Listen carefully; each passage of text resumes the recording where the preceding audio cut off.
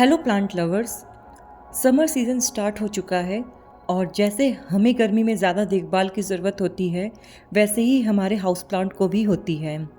ज़्यादा गर्मी, सूखी हवा और तेज़ धूप से इन्हें नुकसान हो सकता है, लेकिन डोंट वरी। आज के इस वीडियो में मैंने आपसे कुछ टिप्स शेयर किए हैं जो इजी तो है बट काफ़ी इफ़ेक्टिव भी है, जिनसे आपके पौधे गर्मियों में भी हरे भरे बने रहेंगे। उससे पहले अगर आप मेरे चैनल पर न्यू हैं तो प्लीज़ चैनल को सब्सक्राइब करें और hit the notification bell for further notification.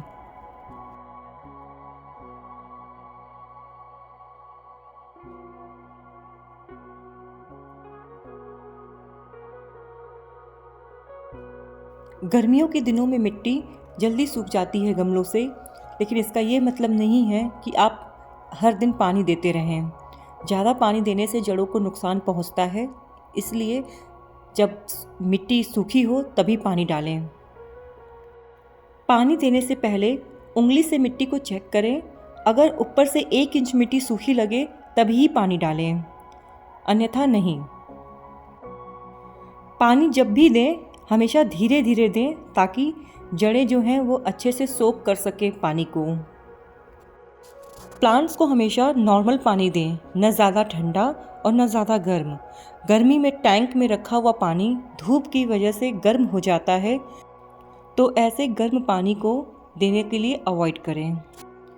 इस पॉट के सॉइल को ऐसे उंगली डाल के खुदेरने से अगर सॉइल इस तरह से चिपकती हुई निकलती है हाथ में, या आपको नमी सी या गीली सी फील होती है, तो तुरंत इसमें वाटरिंग ना करें, जैसा कि आपको ये दूसरे पॉट में भी देखने को मिल रहा है। बट ये तीसरे वाले पॉट में आप देख रहे हैं मिट्टी सूखी हुई है, हाथ में बिल्कुल भी चिपक नहीं रही है और ये काफ़ी भुरभुरी है। सेकंड एग्जांपल मैंने ये बैरल कैक्टस का लिया है। इसकी भी मिट्टी आप देख सकते हैं कि कितनी भुरभुरी है, सूखी हो चुकी है, बिल्कुल भी इसमें नमी नहीं है। तो ऐसे पॉट में पानी डालने की आवश्यकता होती है।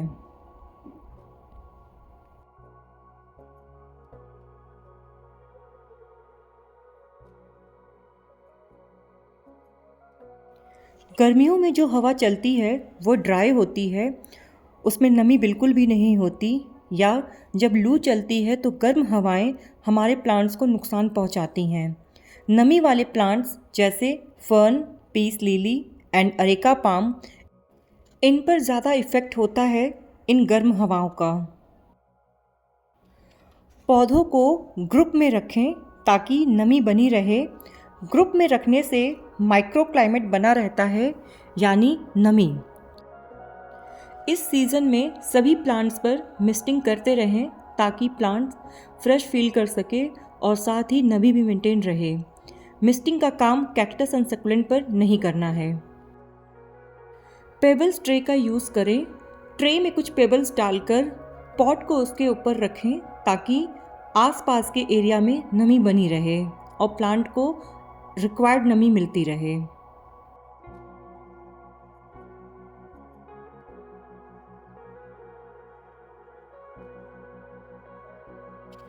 गर्मियों में सूरज की रोशनी ज़्यादा तेज़ होती है, जिससे पत्तियां जल सकती हैं। ऐसे प्लांट्स जो लो लाइट पसंद करते हैं या ग्रो कर सकते हैं, जैसे कि मनी प्लांट, स्नेक प्लांट, उन्हें शेड एरिया में रखें। ऐसे टाइम पर आप ग्रीन नेट का भी यूज़ कर सकते हैं, जिससे प्लांट्स पर छन कर धूप मिले। यदि कोई प्लांट्स आपने विंडो पे रखा हुआ है तो शेयर कर्टेन या ग्रीन नेट की हेल्प से वहाँ आ रही धूप को हल्का किया जा सकता है। जैसा कि आप इस वीडियो में देख रहे हैं कि मैंने भी प्लांट्स को सेव करने के लिए इस समर में ग्रीन नेट लगवाया है।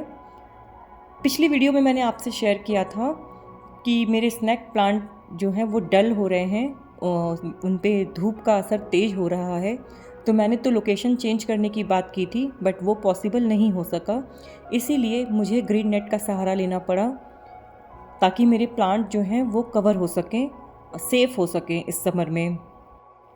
हर कुछ दिनों में पौधे को घुमाते रहें ताकि प्लांट्स एक जगह ज़्यादा ना झुकें, क्योंकि कम रोशनी होने की वजह से प्लांट्स अपना झुकाव जिस तरफ रोशनी होती है उस तरफ करने लगते हैं।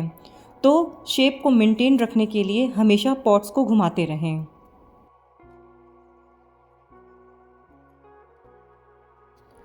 जैसा कि आपको पता है कि मोस्टली प्लांट्स जो हैं उनकी जो ग्रोथ होती है स्प्रिंग एंड समर सीज़न में होती है, तो अच्छे ग्रोथ के लिए सही न्यूट्रिशन देना भी ज़रूरी है।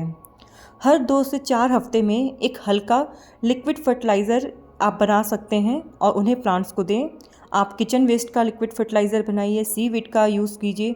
आपको जो भी कंफर्टेबल लगता है वो फर्टिलाइज़र यूज़ करें इस गर्मी के सीज़न में, जो कि थोड़ी पौधों के लिए वो ठंडी हो और डाइल्यूटेड फॉर्म में हो, जिससे प्लांट्स को नुकसान भी नहीं होगा और उन्हें टाइम टू टाइम न्यूट्रिशन मिलता रहेगा। डेली निकलने वाले किचन वेस्ट को मैंने सोक करके और उन्हें एक दिन फर्मेंट करने के बाद इस तरह से डाइल्यूट कंडीशन में अपने प्लांट्स को फीड देते हैं, फर्टिलाइज़ करते हैं, जिससे उसे एक बैलेंस फर्टिलाइज़र मिलता रहता है और इस समर में एक तरह से ठंडी खाद भी इनको मिलती रहती है। डाइल्यूट फॉर्म में होने की वजह से प्लांट्स की जो जड़ें होती हैं उन्हें जलने से बचाया जा सकता है, नहीं तो ज़्यादा फर्टिलाइज़र देने से प्लांट्स की जड़ें जलने के चांसेस होते हैं। कैक्टस या सकुलेंट्स को ज़्यादा फर्टिलाइज़र की आवश्यकता नहीं होती है, तो ऐसे सीज़न में कैक्टस और सकुलेंट को फर्टिलाइज़र देने से बचें।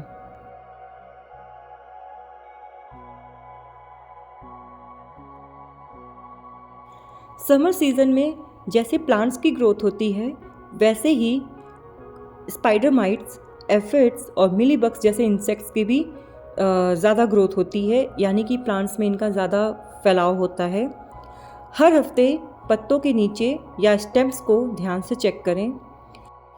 कुछ फ्लावरिंग प्लांट्स जैसे हिबिस्कस, अपराजिता, ये कुछ पौधे ऐसे होते हैं जिनमें इस टाइम पे इन्फेस्टेशन ज़्यादा होता है, यानी कि मिलीबग, स्पाइडर माइट्स के लगने का चांसेस ज़्यादा होता है। तो हर 15 से 20 दिन पे आप इस पे नीम ऑयल का छिड़काव करते रहें और साथ ही साथ पौधों को चेक करते रहें।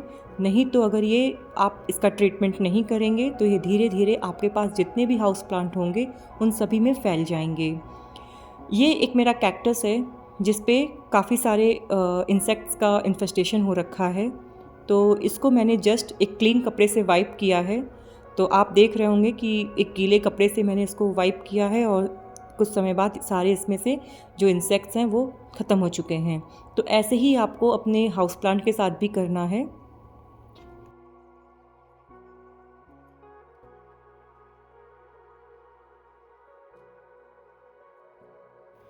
अगर किसी प्लांट्स की जड़ें गमले से बाहर निकल रही हैं या ग्रोथ रुक गई है तो उसे रिपोर्टिंग की ज़रूरत है।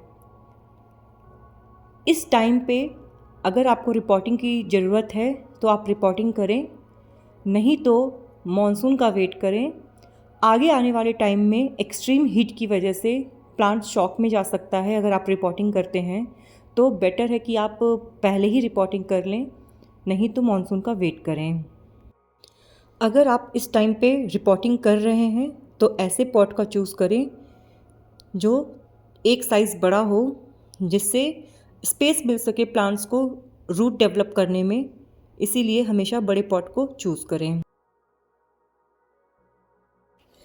तो बस इस आसान टिप्स को अपनाइए और आपके इंडोर प्लांट्स गर्मियों में भी हरे भरे और खुशहाल रहेंगे। अगर आपको यह वीडियो पसंद आया हो तो लाइक एंड सब्सक्राइब करना ना भूलें। फिर मिलते हैं आपसे अगले वीडियो में। Happy gardening.